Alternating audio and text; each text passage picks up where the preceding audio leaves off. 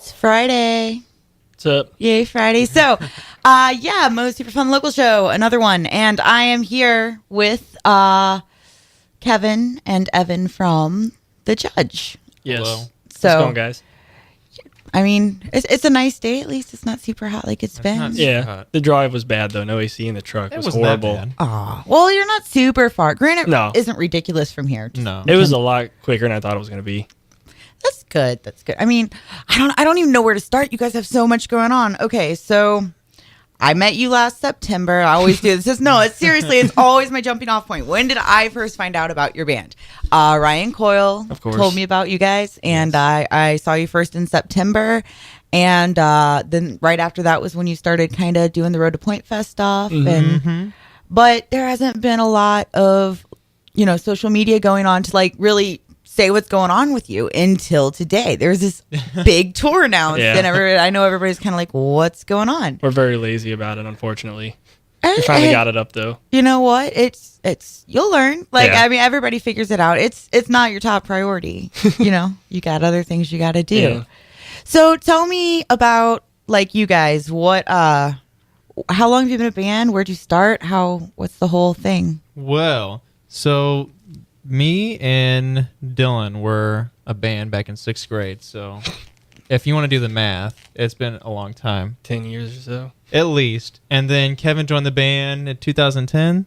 Something, yeah. Yeah, it was like 2010 when we were sophomores. And so it's been me, Dylan, and Kevin since 2010, and then Tyler joined in 2013. The winter of 2013, I think. Yeah, The so end of- collectively, we've been a band for about 2.5, 3 years. Yeah.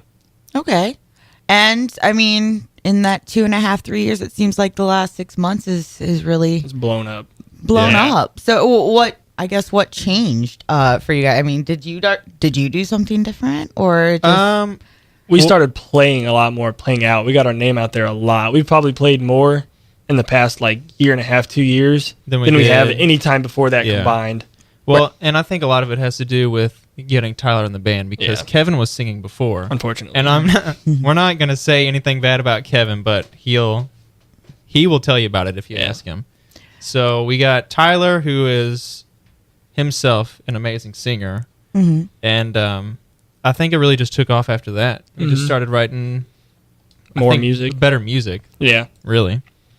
right? Well, I mean, that's good. And also, like, you guys don't have a typical sound you would normally hear with local bands. You guys, Yep. you do kind of a different thing. Yeah. So where did that come? Like, I mean, just different influences, but Yeah. what are your influences? You want to answer that first, Kev? Black Sabbath and Led Zeppelin are definitely our two biggest influences. Yeah, so whenever we did first start the band and Kevin had joined, I mean, a few months prior, me and Dylan were jamming, writing out some stuff. But whenever Kevin joined, Dylan was already super into all the old 70s stuff. He primarily Sabbath, Zeppelin, and Rush. And so I was coming off of a scene where I was really into my brother's music, which was like progressive metal. The Faceless and Born of Osiris. Right. And Okay. so then Dylan's like, how about you listen to this stuff? And kind of like push it over. And then I started listening to a lot of Sabbath, Zeppelin, and then that's where we took off. So primarily 70s music, really. Has it proved to be like a hindrance at all in building a fan base or getting shows or anything like that? I wouldn't call it a hindrance at all, just because it kind of I shouldn't have said hindrance. Has it It's- made it more difficult? no, just because the St. Louis venues are so open to just as long as you're playing music, they'll play you, and it kind of helps us just because as far as I know, we're one of the few bands in St. Louis that sounds like us. So when we end up playing shows with all the punk bands and the super metal bands, we stick out really well. And because I like to think that St. Louis is a primarily like pop punk metal scene here.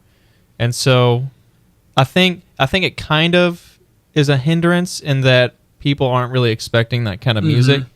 But it also helps because whenever who was it, Tool that came with the Shrine? Graveyard? Or Clutch. Clutch. So when Clutch came, there was so many people at that show. So we know that there are people who are listening to that music.